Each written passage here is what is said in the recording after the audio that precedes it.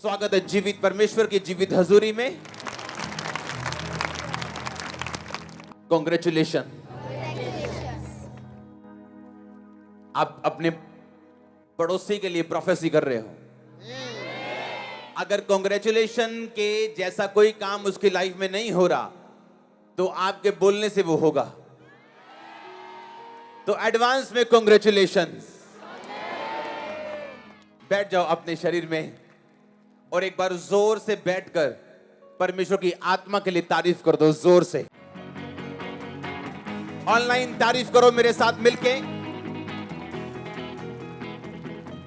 Hallelujah. उठाओ अपने हाथों को। मैं रेडी हूं, मैं तैयार हूं परमेश्वर आपके वर्ड्स को लेने के लिए। मांगो अपने हाथों को उठा के। गैर भाषा में 2 मिनट के लिए प्रार्थना में जाऊं।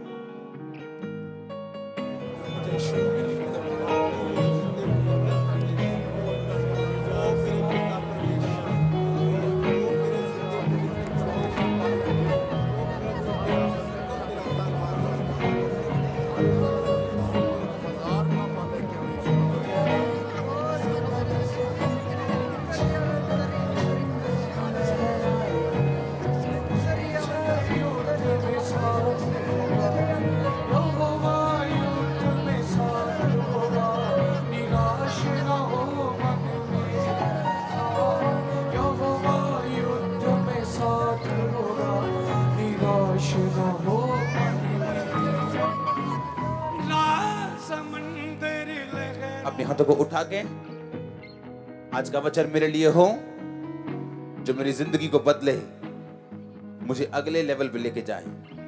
मांगो अपने हाथों को उठा के।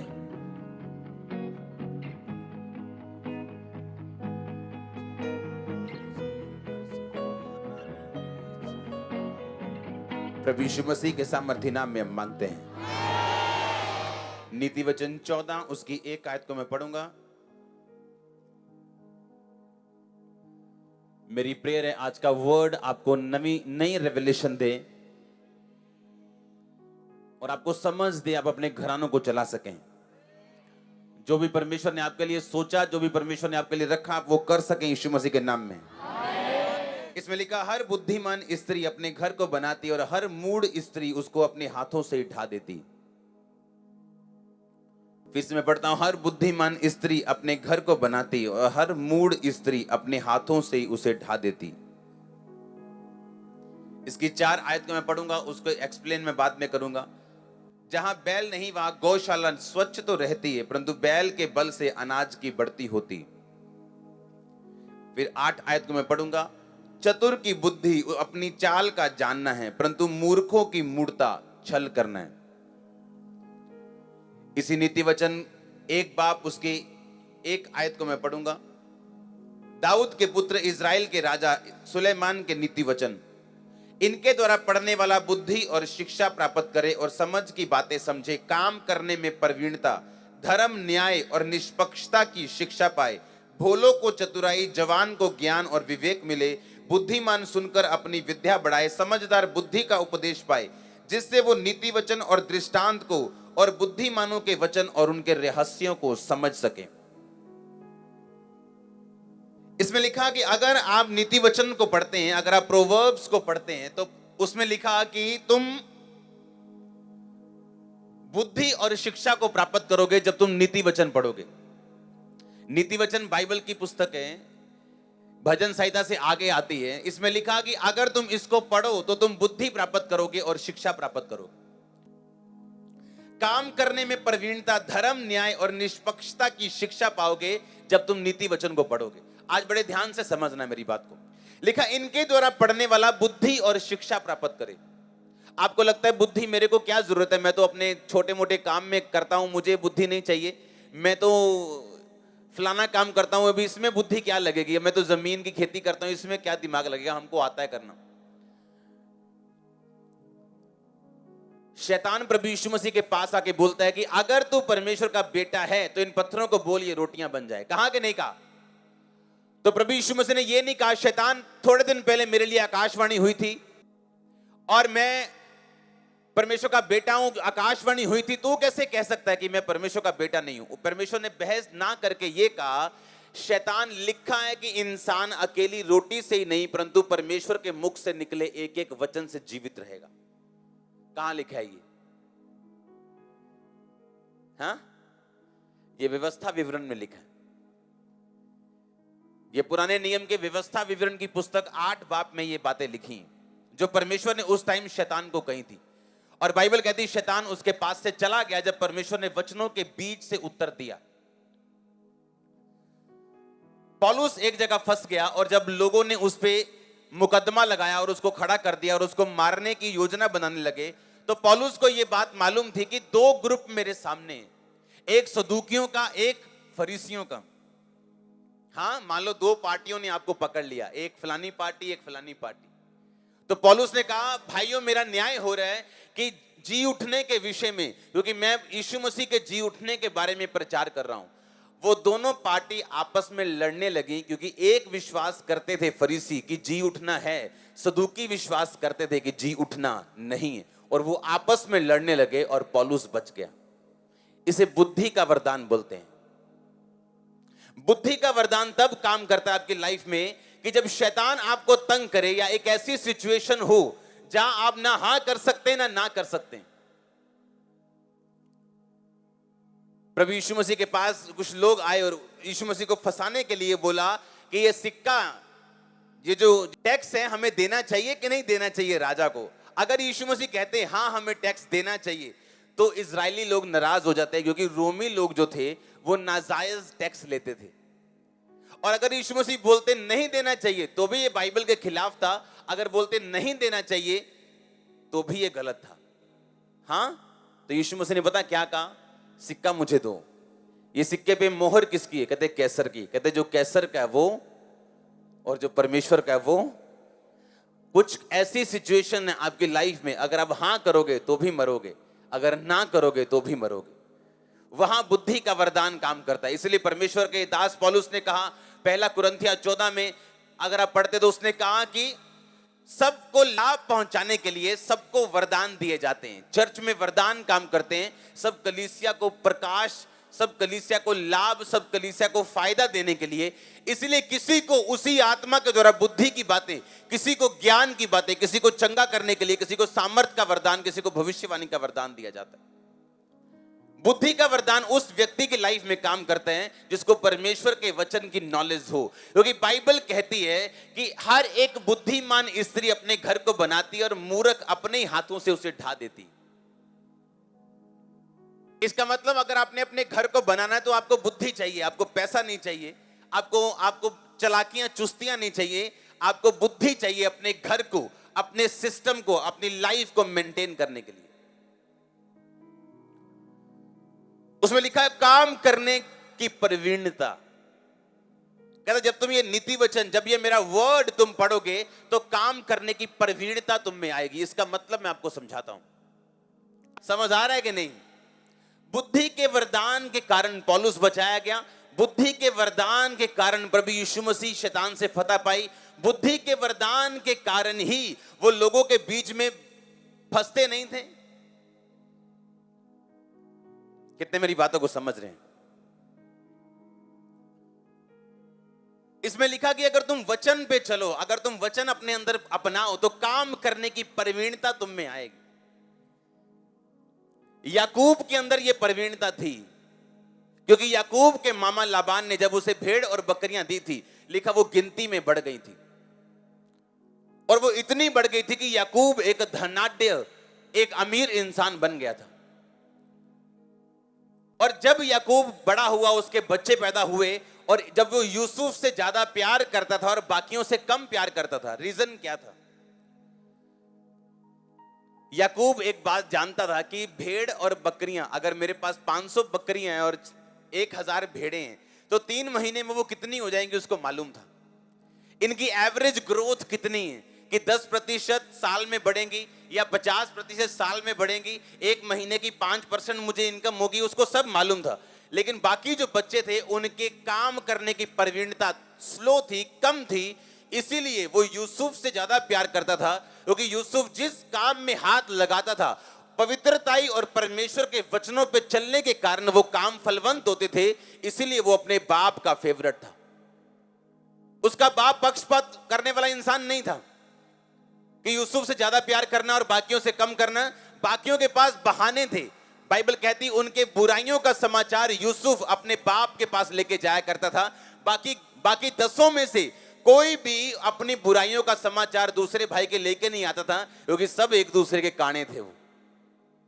हाँ, किसी ने अपनी गर्लफ्रेंड छुपाई है, किसी ने अपनी चोरी छुपाई है, किसी ने अपनी फलानी चीज छुपाई है। एक दूसरे के काने थे। कोई बाप के पास जाता नहीं था कि इसने ये किया। मालूम है अगर मैं इसकी पोल खोलूंगा तो ये मेरी पोल खोलेगा। पर यूसुफ की पोल खुल नहीं सकती, क्योंकि उसकी बीमारी कोई प्रॉब्लम थी नहीं, और वो बाप के पास जाता था। और बाइबल कहती बुद्धिमान इंसान था, और बुद्धिमान होने के कारण काम करने की प्रवीणता उसमें थी। जो भी काम उसको मिलता था उसमें वो फलवंत होता था, क्योंकि यहोवा उसके साथ था। आमीन। कई लोग ऐसे होते हैं, आप उनको जिस मर्जी डिपार्टमेंट में डाल दो, वो आपका भट्टा गुल कर देंगे। आप माथे पे हाथ मारोगे, भाई इसको कहां कहां फिट करूं, और एंड में आपको निकालने पड़ेंगे ऐसे लोग। और कुछ लोग ऐसे होते हैं, आप उनको जिस मर्जी डिपार्टमेंट में रख दो, वो आपका डिपार्टमेंट फर्स्ट क्लास कर देंगे। रीजन क्या है? काम करने की प्रवीणता उसी व्यक्ति के ऊपर है, और उसी में है जिसमें ये बुद्धि काम करती, जो नीति वचन को पढ़ता है, जो वचनों को पढ़ता है, जो पवित्रताई के मतलब को, महत्व को समझता है। हालेलुया। लेकिन बुद्धिमान स्त्री अपने हाथ से घर को बनाती है, और मूर्ख स्त्री अपने हाथों से अपना घर खराब कर देती। अगर हम नीति वचन को पढ़ना शुरू करें और बाइबल के वचनों को ध्यान से और समझ से पढ़ना शुरू करें इसको, तो हम कभी सफर नहीं करेंगे अपनी लाइफ में। वो इंग्लिश वाला सफर, दुखों वाला सफर। लिखा जहां बैल नहीं वहां गौशाला निर्मल तो रहती, पर बैल के बल से अनाज की बढ़ती होती। आज किसी बंदे को यहां पे किसी को बोल दो, अच्छा आप कहां रहते हो? मैं जी फलाने पिंड च रहना जी, पर मेरे पास खाने के लिए पैसा नहीं है, पहनने के लिए कपड़ा नहीं है, मैं बहुत तंग हूं, आज किराया भी पकड़ के आया हूं चर्च पे। अच्छा गांव में रहते हो आप? हाँ। अच्छा आप एक पशु रख लो, एक गाय रख लो, एक भैंस रख लो। हाँ नहीं जी, पशु कितने सांभे जानते साडे को। आप समझ रहे कि नहीं? लिखा बैल से, आपकी बैल ना होने से गौशाला निर्मल तो रहती है, पर अगर बैल हो तो अनाज की बढ़ती होती। भूखे मर जाएंगे लोग, काम नहीं करेंगे अपने हाथों से। अगर आप गांव में रहते हो अलग फायदे हैं उसके, अगर आप शहर में रहते हो उसके अलग फायदे हैं। और नीति वचन कहता कि अगर बैल नहीं है, तुम्हारा घर तो साफ सुथरा रहेगा, गौशाला साफ सुथरी तो रहेगी, पर अगर बैल रहेगा तो अनाज की बढ़ती भी होगी। अगर 2-4 काम करोगे तो थक तो जाओगे, थोड़ा गंदगी डर जाएगी घर में, थोड़ा प्रॉब्लम तो होगी, पर कहता अनाज की बढ़ती भी होगी, तुम भूखे नहीं मरोगे। बताओ एक भी जन जिसने ओलंपिक का पदक जीता हो, जिसने अपनी लाइफ में कोई मुकाम हासिल किया हो, और बताओ उसको, और वो एक भी जन भी अगर बता दे कि मैंने कंफर्टेबली सब कुछ हासिल कर लिया, एक भी आपको ऐसा नहीं मिलेगा। अपने कंफर्ट से बाहर जाके आप अपनी लाइफ को बनाते हो। अपने कंफर्ट जोन से बाहर निकल के आप अपनी लाइफ को खड़ा करते हो। वो चाहे प्रेयर लाइफ हो, चाहे बिजनेस लाइफ हो, चाहे मिनिस्ट्री हो, चाहे आपकी स्पिरिचुअल लाइफ हो, अपने कंफर्ट जोन के अंदर रह के आप पदक नहीं जीत सकते। हालेलुया। ये तो एक वचन मैंने आपको दिया सिर्फ। कहता धर्म, न्याय और निष्पक्षता की वो शिक्षा पाए। धर्म की वो शिक्षा पाए। चलना कैसे है परमेश्वर में, धर्म क्या कहता है, वचन क्या कहता है, परमेश्वर के आत्मा मुझे क्या कहती है, किस तरह से मैंने रहना है अपनी लाइफ में। जब कोई मुझे नहीं भी देख रहा तो कैसे मैंने अपनी लाइफ को परमेश्वर में पवित्रताई में लेके चलना। न्याय की वो शिक्षा पाए, गलत को गलत और सही को सही कहें, निष्पक्षता की शिक्षा पाए। ये सब नीति वचन में लिखा है। आप पढ़ते हो नीति वचन के? नहीं। कईयों के पास तो पूरी बाइबल नहीं है, नया नियम पढ़ते हो। आप सोचो नीति वचन कहता है अगर तू मुझे पढ़ेगा तो बुद्धि हासिल करेगा, काम करने की प्रवीणता हासिल करेगा। आप जानते हैं अगर आप नीति वचन को पढ़ें, प्रोवर्ब्स पढ़ें, आपके दुश्मन आपसे मेल मिलाप करना चाहेंगे, बाइबल कहती। पढ़ लो इसको गहराई में। नीति वचन की बात कर रहा हूं, अकेले। अगर आप इसे पढ़ें, बाइबल की एक एक पुस्तक पावरफुल है। कहता अगर तू इन वचनों को पढ़े और माने, तेरे दुश्मन तेरे साथ मेल मिलाप रखना चाहेंगे। हालेलुया।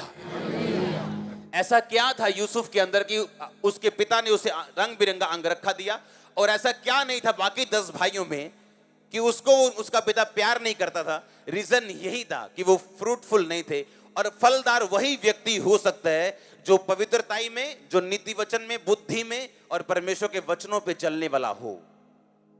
आपके हाथों में परमेश्वर बरकत देगा, वो फल देगा आपको, आप फ्रूटफुल होंगे। जिस दिशा में आप होंगे, आप जिस काम को करते होंगे, लिखा यूसुफ जिस काम को हाथ लगा दे वो काम फलदार हो जाता था। जी जी करने से, नीचे झुक के खड़े होने से कोई स्पिरिचुअल नहीं बन जाता। उसके काम बताते हैं। आप जिस काम में उस व्यक्ति को भेजो, उसने कैसा किया, क्या वो काम फलवंत हुआ या डाउन हुआ, क्या वो काम बढ़ा गया, क्या काम घटा, तब मालूम होता है आप स्पिरिचुअल हो या नहीं। हालेलुया। आपके जी करने से भी आप स्पिरिचुअल नहीं बनते, आपके स्पिरिचुअल कपड़े डालने से आप स्पिरिचुअल नहीं बनते, आपके फ्रूट बताते हैं आप स्पिरिचुअल हो या नहीं। रियल स्पिरिचुअल पीपल वो फ्रूटफुल होंगे, असली आत्मिक लोग फलदार होंगे। और जिस डिपार्टमेंट में जहां भी आप उन्हें भेजोगे या जहां वो काम करेंगे, जिस दिशा में जाएंगे, वो फलदार होंगे। ये निशानी होगी। और बाइबल के वचन ऐसे हैं, ये आपको ताकत देंगे, आप फलदार बने। एक व्यक्ति को मैं जानता हूं, एक दिन जब मैं अपने टाइल्स का काम मैं करता था, जब मॉडल टाउन के अंदर जहां मैंने परमेश्वर को जाना और परमेश्वर ने मुझे कबूल किया, उस घर में एक व्यक्ति आता था छोटा सा ऑटो लेके। मैं आपको स्टोरी बता चुका हूं। और वो हम उसको टाइल्स का सामान देते थे, वो हमारी शॉप्स को, हम होलसेलर थे, वो छोड़ के आता था टाइल्स अलग अलग दुकानों के ऊपर। मेरे देखते देखते उसने ट्रक लिए हैं, और अविश्वासी। और जब उससे स्टोरी पूछी उसने, तो उसके पास पहले रिक्शा था, रिक्शा, और रिक्शे पे उसने टायर ढोने शुरू किए थे। पटेल चौक के पास टायर ढोता था वो रिक्शे पे। टायर ढोते ढोते छोटा ऑटो लिया, छोटा ऑटो अपने चाचे के लड़के को देके बड़ा ऑटो लिया। जब उसके पास बड़ा ऑटो था, तब से मेरे पास आता था वो। आज उसके पास ट्रक हैं अपने। जहां बैल नहीं वहां गौशाला। कहते निर्मल तो रहती।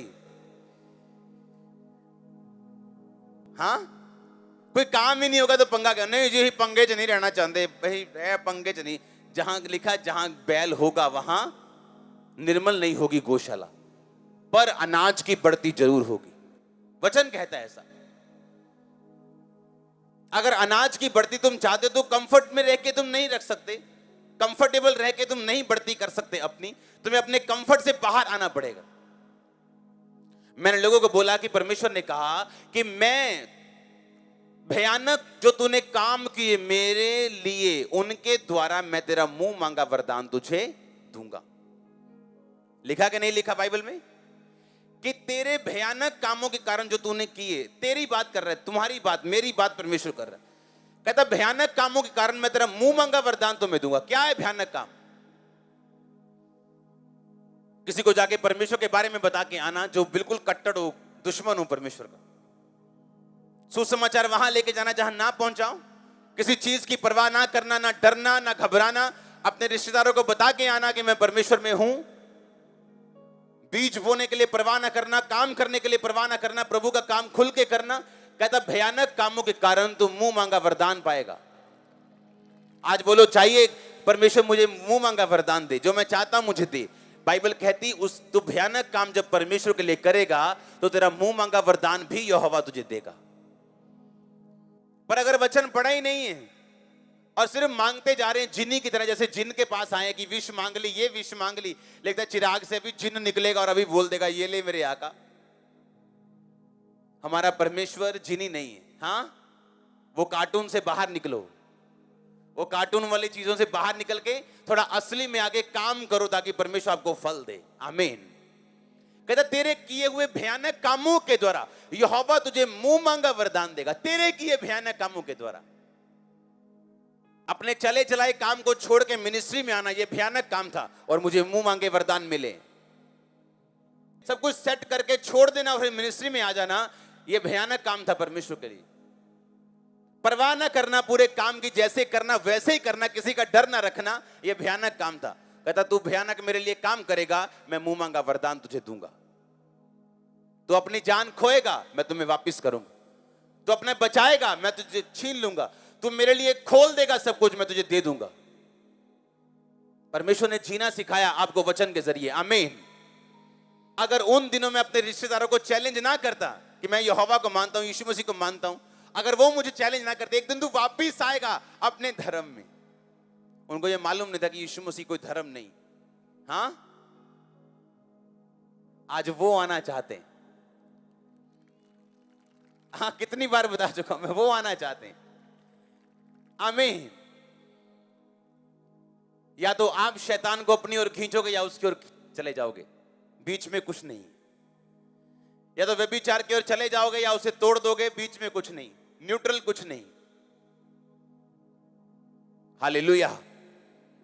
परमेश्वर का वचन आपको ताकत देता है, आपको बुद्धि देता है, आपको समझ देता है हर एक काम को करने की और फलदार रहने की अपनी लाइफ में। आमीन। कहता तू अपने किए हुए भयानक कामों के द्वारा यहोवा से मुंह मांगा वरदान पाएगा।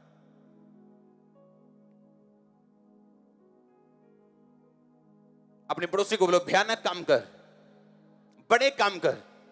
अगर तू मुंह मांगा वरदान परमेश्वर से पाना चाहता है तो। आमीन। कहता अपने किए हुए भयानक कामों के कारण तू यहोवा से मुंह मांगा वरदान पाएगा। जो तू कहेगा यहोवा वो करेगा। हालेलुया।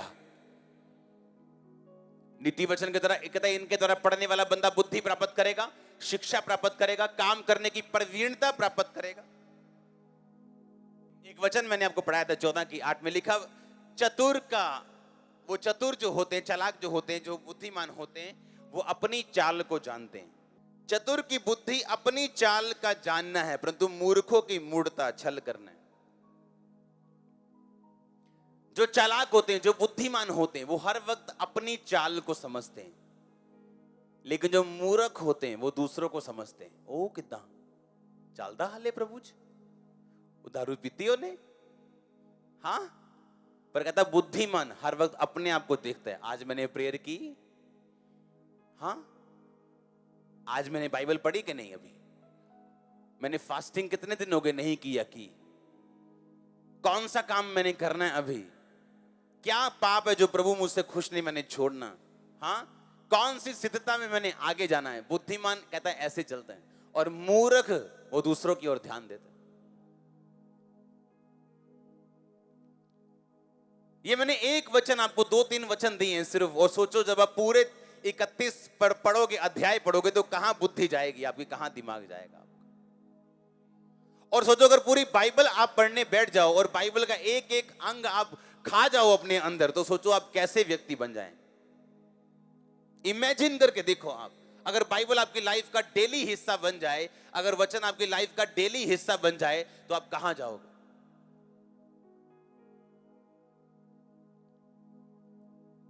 हालेलुया।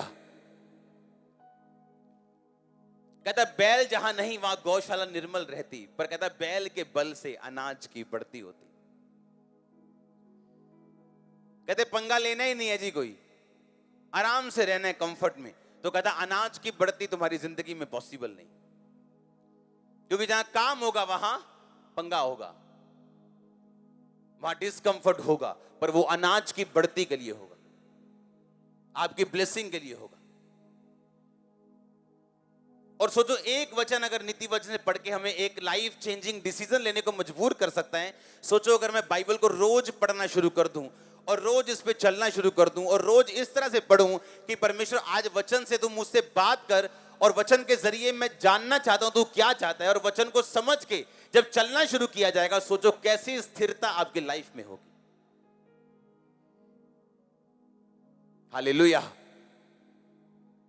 जोर से बोलो हालेलुया।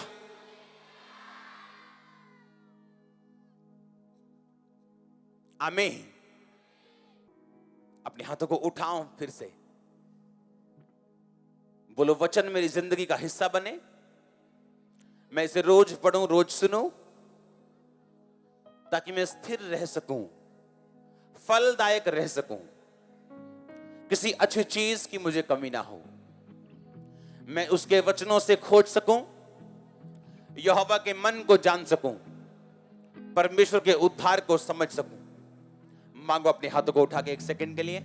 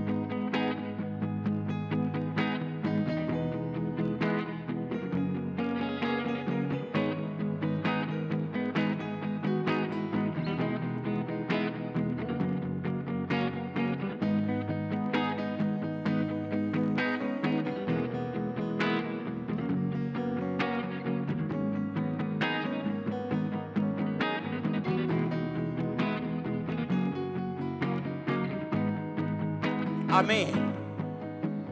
कितने लोग रोज बाइबल पढ़ते हैं? रोज? क्या बात है, चर्च ब्लेस हो रही वाकई।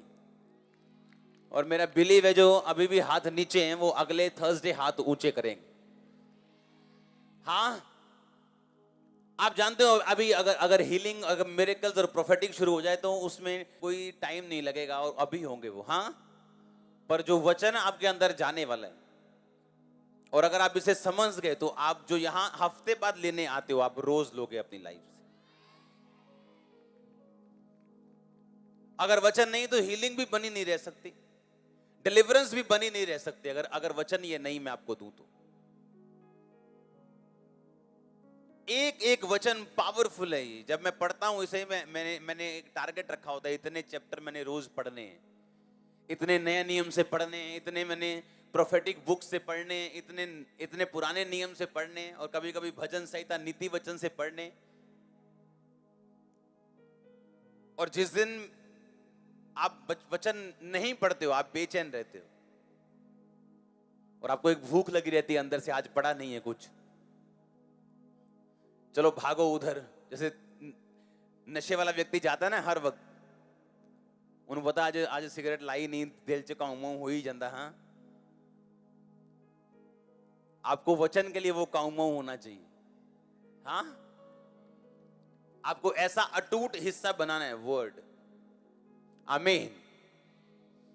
आप देखो एक चीज लिखी है, कहता जवान को ज्ञान और विवेक मिले। यही विवेक था जिसके कारण यूसुफ ने पोतीफर की पत्नी के साथ गलत काम नहीं किया था। उसने कहीं बाइबल में लिखा नहीं था व्यभिचार ना कर, वो अभी हुक्म आए ही नहीं थे, तू हत्या ना कर, चोरी ना कर, वो आए नहीं थे अभी, वो मूसा के बाद आए, तब नहीं थे। पर बाइबल कहती उसने कहा वो मेरा मालिक जिसने सब कुछ मेरे हाथ में कर दिया, जिसने मुझे ब्लेस किया, मेरा वो शारीरिक जो मालिक है, मेरा बॉस है, क्या मैं उसके साथ ये गद्दारी करूं और उसकी वाइफ के साथ गलत काम करूं? कहता मेरे विवेक ने मुझे ये करने की आज्ञा नहीं दी। और कैसे मिला विवेक? कहता नीति वचन, कहता इनके द्वारा, पढ़ने के द्वारा। कहता वचन को पढ़ने के द्वारा तुम्हारे विवेक की बढ़ोतरी होगी, तुम्हारा विवेक सही होगा। और जहां विवेक गड़बड़ हो जाए, लाइफ क्या जनरेशंस गड़बड़ हो जाती है। हालेलुया। विवेक जहां गड़बड़ हो गई, जहां विवेक की गड़बड़ हो गई, वहां मैंने कहा लाइफ नहीं जनरेशंस खत्म हो जाती है। लाइफ नहीं मैं कह रहा हूं, जनरेशंस की बात कर रहा हूं। एक ऐसा बंदा जो अभी अच्छी पोजीशन पे है, अपनी लाइफ के पुराने टाइम में जब वो जवान था, उसने एक व्यक्ति को मार के उसकी प्रॉपर्टी ले ली, क्योंकि वो अकेला था, उसको खत्म कर दिया। स्ट्रेटेजिकली बड़े बड़े ध्यान से उसको खत्म किया, किसी को मालूम ना हो। अब जब उसके बच्चे बड़े हुए, वो उसको जवाब दे रहे हैं, जितना वो करप्ट था उससे 10 गुना करप्ट निकल रहे हैं। तब तो कुछ किसी ने आवाज नहीं लगाई होगी कि भाई, तब तो खुश हुआ होगा कोई, इतने लाख का फायदा हो गया उस जमाने में, क्योंकि विवेक मरा हुआ था, तब फायदा नजर आ रहा था। अब जब वापिस आ रहा है सब कुछ ऊपर से उसके बच्चों के द्वारा, अब वो रोता है, और रोने से कोई हल नहीं होगा। अगर विवेक जिंदा होता तो ये काम होता ही नहीं।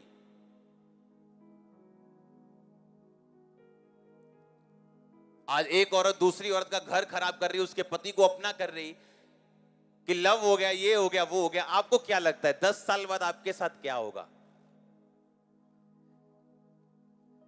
क्या जो आपने बोया, क्या वो आपका पीछा नहीं छोड़ेगा? मैं उन लोगों से भी बोलता हूं जो कभी मिनिस्ट्री में रहे, मैंने कहा जब तुम जाना तो वो बो के जाना जो तुम खुद काटना नहीं चाहते हो। हाँ, वो मत बोना जो तुम काटना नहीं चाहते, वही बो के जाना जो तुम काटना चाहते हो, क्योंकि जो तुम बो के जाओगे तुम्हारा परमेश्वर तुम्हें वही वापस करने वाला। तो मुझे चिंता नहीं कोई क्या करे, मुझे इतना मालूम है जो तुम बो के जाओगे वो सेम तुम्हें काटने को मिलने वाला है। और इसीलिए धर्मी जन ज्यादा शांत भी रहते, उन्हें मालूम है कि उनका परमेश्वर जीवित परमेश्वर है, और जो सब चीजों को वापस करेगा, सूद समेत, ब्याज समेत। लिखा अगर तुम नीति वचन पढ़ो तो तुम विवेक पाओगे। विवेक ऐसी चीज है, कॉन्शियस ऐसी चीज है कि अगर कोई चीज बाइबल में नहीं भी लिखी, आपका विवेक बता देगा कि यह गलत है। लिखा है बाइबल में अफीम ना खाओ, लिखा कहीं अफीम ना खाओ, हाँ तो खाते क्यों नहीं? आपका विवेक जानता है ये क्या है, गलत है। अब्राहम को कहां लिखा था बाइबल में, तूने अपना 10वां हिस्सा बोना, उसका विवेक जानता था 10वां हिस्सा देना। उसके बाद मूसा ने कहा, उसके बाद प्रभु यीशु मसीह ने भी सेम कहा। यह किसी व्यवस्था से जुड़ा हुआ नहीं है टाइथ देना, यह व्यवस्था से पहले और व्यवस्था के बाद का भी।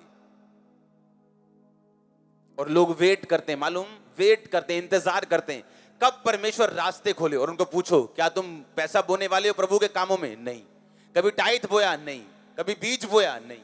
किस चीज का इंतजार कर रहे हो? अगर बीज बोया ही नहीं तो फसल का इंतजार क्यों कर रहे हो भाई तुम? हालेलुया।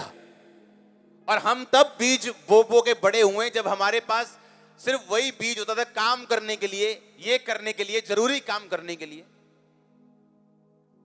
हमने ऐसी ऐसी सिचुएशन में बोया और एक बैग होता था भरा बैग पैसों से, एक ही बैग, वो पूरा का पूरा बो देना, और उसमें से 2 लाख 4 लाख भी ना रखने कि इमरजेंसी कहां से करेंगे। और जैसे ही हमने बोना 2 महीने बाद क्या पता लगना जी, अच्छा जी लोग ज्यादा हो रहे हैं, क्या किया, बाहर चर्च के बाहर ओवरफ्लो सेक्शन बन गए 4।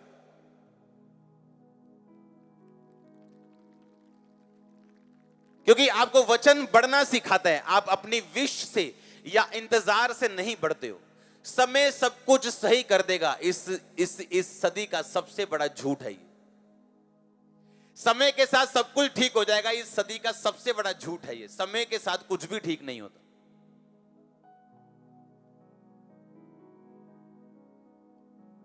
आपको फैसला करना पड़ता है, मैं अपने कंफर्ट जोन से बाहर आऊंगा, चाहे वो बोने में हो, चाहे वो प्रेयर में हो, चाहे प्रभु के साथ कमिटमेंट करने में हो, मैं ये करूंगा ताकि मैं अगले लेवल पे जा सकूं।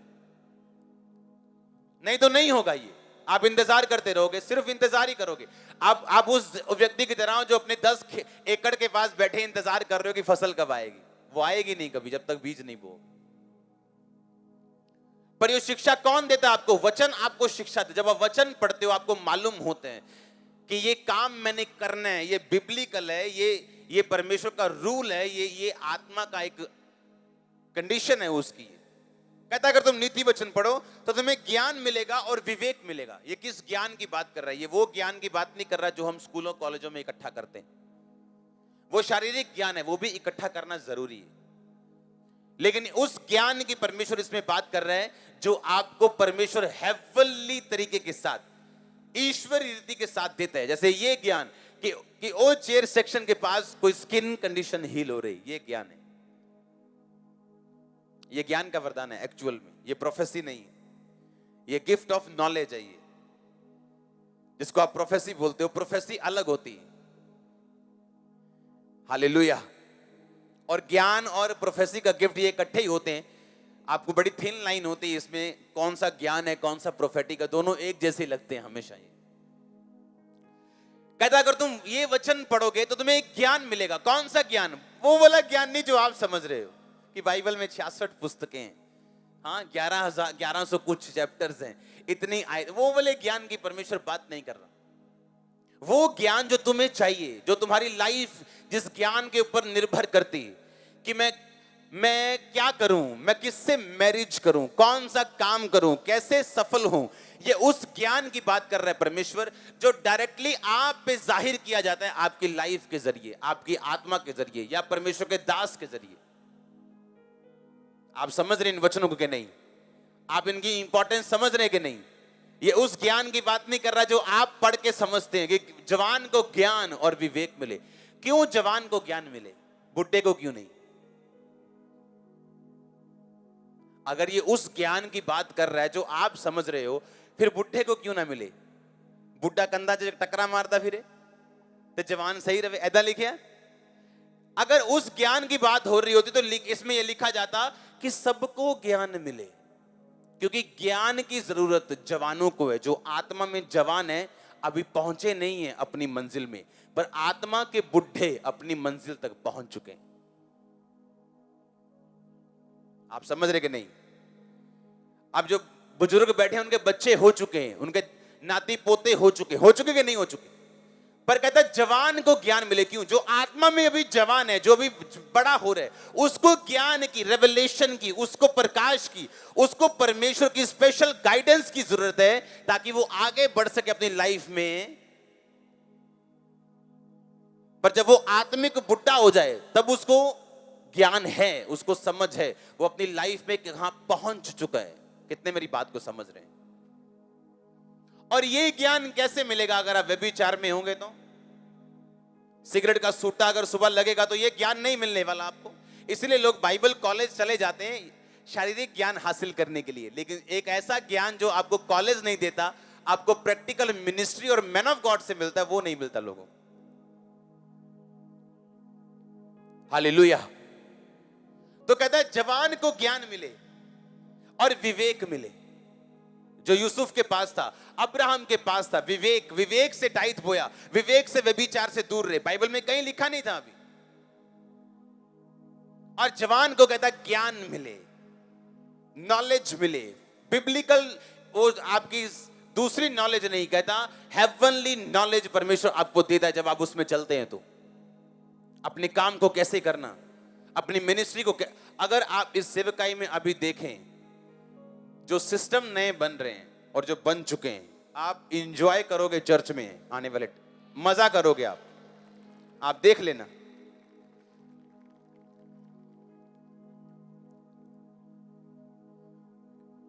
क्योंकि आपको रेवलेशन देता है परमेश्वर, ज्ञान देता है आपको।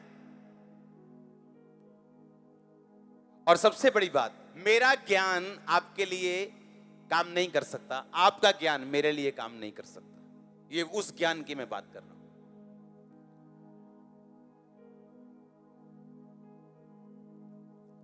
उन्हें लगता है कि शायद खंबरा चर्च ने पोस्टर्स बड़े लगाए। अच्छा, पोस्टर्स लगा के देखो, पब्लिक आती है? पब्लिक नहीं आई।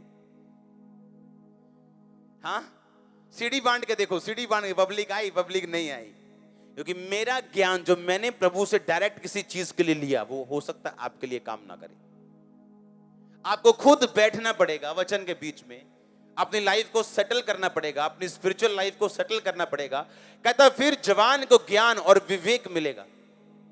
मैंने कहा अगर विवेक नहीं, मैं आपकी नाश की बात नहीं कर रहा हूं, मैंने कहा जनरेशंस को आप नाश कर दोगे, जनरेशंस, आने वाली पीढ़ियां भी खत्म कर दोगे आप। यहां चर्च में ऐसे मेंबर्स हैं, उनको मालूम है कि उनके बाप दादा ने कोई प्रॉपर्टी गलत तरीके से ले ली थी, आज उनके बच्चे सफर कर रहे हैं दुष्ट आत्मा से, बीमारियों से। और मैंने उनको बताया जब तक तुम वो घर छोड़ोगे नहीं, तब तक तुम्हारा पीछा छोड़ने वाला नहीं है शैतान। कितने मेरी बात को समझ रहे हैं? ये विवेक से हो सकता है। अगर विवेक आपके पास हो कि नहीं, अगर मैं इस औरत का घर खराब करूंगी तो एक दिन मेरा भी घर खराब होगा, किसी का घर खराब करके मेरा घर कैसे बन सकता है, ये सोचना है ध्यान से। बॉलीवुड में ऐसे लोग हैं, हीरो को हीरोइन से प्यार हो गया, वाइफ को भूल गया, हाँ, फिर इतनी छित्तर पनीर की रोटी बनी दोनों में कि फिर वाइफ की याद आने लगी। हाँ, अगर विवेक होता तो ये काम होता ही ना। विवेक आपको रोकेगा उस चीज को करने से, धोखा देने से, किसी के खिलाफ साजिश रचने से। आप साजिश एक करोगे, परमेश्वर 10 करवाएगा आपके खिलाफ। मेरी लाइफ ऐसी है, मेरे दुश्मन जिनको मैं नाश करवा सकता हूं, प्रेयर से बोल सकता हूं, कुछ भी कर सकता हूं, एक भी साजिश नहीं है उनके खिलाफ मेरी तरफ से, क्योंकि मैं वो बोना नहीं चाहता जो मैं काटूं। हाँ, इसलिए ये सेवकाई खड़ी है, और देख लो पीछे टेंट के लास्ट नुक्कड़ तक भी गर्दनें खड़ी हैं, और ये खड़ी रहेगी और बढ़ेगी, और आप मेरे साथ बढ़ने वाले हैं। आमीन। ऊंचा आशीष ऊंची। आपको विवेक देता है परमेश्वर, अगर मैं ऐसा करूंगा तो ये मेरे साथ होने वाला है।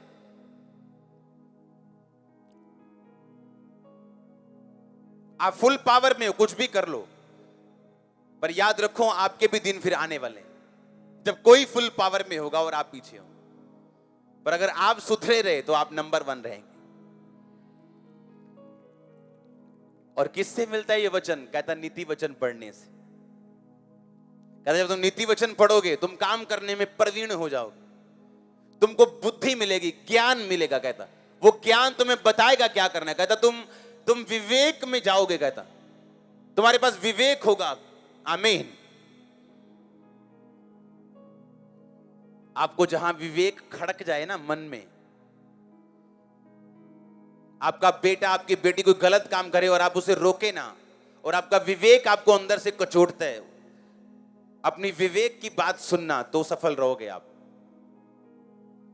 क्योंकि विवेक निर्बल होता है जब आप उसकी बात नहीं सुनते, और निर्बल होने के बाद वो मर जाता है आपके साथ। हालेलुया। कितने समझ रहे हैं? चर्च में एक बंदे की ड्यूटी लगा दी, अच्छा अभी तूने जमीन देखनी है, इधर उधर कोई जमीन वो बताए तो तूने लेनी है, ठीक है जी। बाद में मालूम हुआ कमीशन लेता था बीच में चर्च से ही। क्या उसको विवेक ने रोका नहीं होगा? रोका होगा उसको, हाँ, पर धीरे धीरे वो निर्बल हुआ, फिर मर गया। अब क्या है जी? अब धक्के खा रहे हैं जी। अगर विवेक की बात सुनी होती तो आज एक अच्छी पोजीशन में होते, आत्मिक और शारीरिक। कितने मेरी बात को समझ रहे हैं? और शैतान ऐसी चीजों को यूज करता है आपके खिलाफ। और फेसबुक पे लोगों को लगता है बल्ले बल्ले बल्ले बल्ले बल्ले, फलाने दी बल्ले बल्ले, होती बल्ले बल्ले। कुछ नहीं है, लोगों को पीछे से देखो, बुरे हाल है लोगों के। सीधी सीधी सी लाइफ रखो, ब्लेस रहोगे आप। सीधी सीधी, सीधा, बस फ्रंट सीधा, ये दायरा लंबा चौड़ा मत करो, सीधा रखो, मत भागो इधर उधर। आमीन। कहता अगर तुम वचन पढ़ोगे, देखो तुम्हें कितना कुछ मिलता है। आत्मा तेरी अगुवाई करता है, ज्ञान, रेवलेशन, एक हेवनली ज्ञान तुझे मिलता है जो तेरे लिए तुझे चाहिए। वो ज्ञान तुझे कोई कॉलेज नहीं दे सकता, कोई बंदा नहीं दे सकता। कहता ज्ञान के बाद तुझे विवेक मिलता, तुझे बुद्धि मिलती, काम करने की प्रवीणता मिलती, तो अपने काम में सफल होता है। हालेलुया। आप करेंगे वचन को फॉलो, आप चलेंगे पूरी पवित्रताई में। जब विवेक आपको दोषी ठहराए तो आप माफी मांग के उसको खत्म करेंगे उस चीज को। हाँ,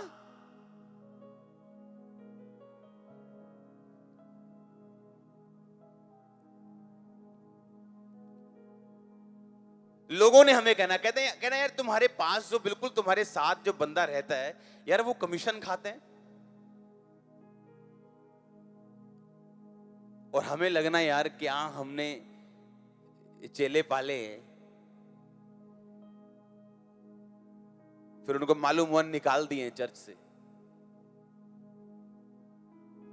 लोगों को लगता है जैसा गुरु वैसा चेला है, पर ऐसा होता नहीं कई बार। हाँ, कितने मेरी बात को समझ रहे हैं? आपको एक सीधा काम दिया गया, क्यों नहीं करते उसे सीधा? हम शैतान मन में डालता है कोई बात नहीं, जे तेरा बिजनेस हुंदा प्रॉपर्टी डीलर दा, तू लैनी सी कमीशन, तू यही सोच ला तू बिजनेस ओपन कर ले अपना। कितने समझ रहे हैं? और उन्हें यह नहीं मालूम कि किस जीवित चर्च में और जीवित प्रभु के सामने वो ऐसा काम कर। मैंने जो काम अविश्वासियों को अपने घर में दिए हैं, विश्वासियों से ज्यादा रिजल्ट दिए हैं उन्होंने। बड़ी हैरानी की बात है ये। और मैं नहीं जानता है जो क्रिश्चियन लोग हैं वो कैसे प्रभु को लेते हैं। हमसे पूछो, जब हमारे पास परमेश्वर नहीं था और मॉडल टाउन में मैं गाड़ी लेके और भांग का नशा करके जाता था कि आज गाड़ी मार देनी, आज एक्सीडेंट करके खत्म हो जाना है। हमसे पूछो जीवित परमेश्वर की वैल्यू क्या है। इसलिए पैसे में गिरे नहीं, क्यों? वैल्यू मालूम। पूछो क्या वैल्यू परमेश्वर की। जब आपको ऐसा लगता है कि आप कल मरने वाले, परसों मरने वाले, आप अपने भाई की तरफ भी ऐसे ही देखते हो कि मैंने 2 दिन से मिलना है, मम्मी की तरफ भी ऐसे देखते हो कि सिर्फ 2 दिन मैं इनके साथ हूं, बाद में इनका क्या होगा। जब ऐसी सिचुएशन से आपको जीवित परमेश्वर मिले और आप बचाए जाएं, फिर आपको मालूम होता है क्या वैल्यू। जब अपने आप थाली में लगे लगाई आ जाती है ना, वैल्यू नहीं मालूम होती उसकी, पर जब मेहनत करके कमाई हो उसकी वैल्यू मालूम होती। हालेलुया। जब बच्चे घर में होते हैं ना, दाल जब दाल कमानी पड़ती, कहते वाह दाल बनी है आज। हाँ, जब डैडी कमाता है तो उनको दाल की वैल्यू पता नहीं लगती, उनको रोटी की वैल्यू मालूम नहीं। अच्छा कोई बात नहीं है, हाँ कोई बात नहीं, पैकेज आ रहा है, सब ठीक है जी। पर जब खुद कमाना पड़ता है उन्हें मालूम होता है क्या खोपड़ी खाली होती कमाने में। हाँ, आपको बना बनाया यीशु मसीह मिल गया, आपको बॉर्न क्रिश्चियन लोगों को, आपको वैल्यू नहीं मालूम। और अन्य जातियां जिन्होंने पता नहीं कितने नाक रगड़े, नाक छोटे कर लिए रगड़ रगड़ के, उनको जब यीशु मसीह मिलते हैं उनको कोई मतलब नहीं कहीं से। फिर उनको मालूम है क्या पाया हम। आमीन। आपको विवेक में चलना है, ज्ञान में चलना है, नीति वचन को पढ़ के रोज वचन के साथ टाइम बिता के चलना है। बुद्धिमान से अपने घर से, अपने हाथ से घर को क्या करती? बनाती। और मूर्ख अपने हाथों से क्या करती? नाश करती। तो घर का बनाना ये यहोवा ने नहीं बनाना, आपने बनाना है। परमेश्वर ने आपको ताकत दी है, आप ही ने ढा देना है और आप ही ने बना देना है। अपने हाथों को उठाओ। Thank you Jesus. जितना वचन मैंने सुना 100 गुना फल लेके आए। अंधकार की शक्तियां इन वचनों को चुरा ना सके। मैं इन वचनों के ऊपर 100 गुना फल लेके आऊं। अंधकार की शक्तियां इन वचनों को चुरा ना सके। हिला के अपने हाथों को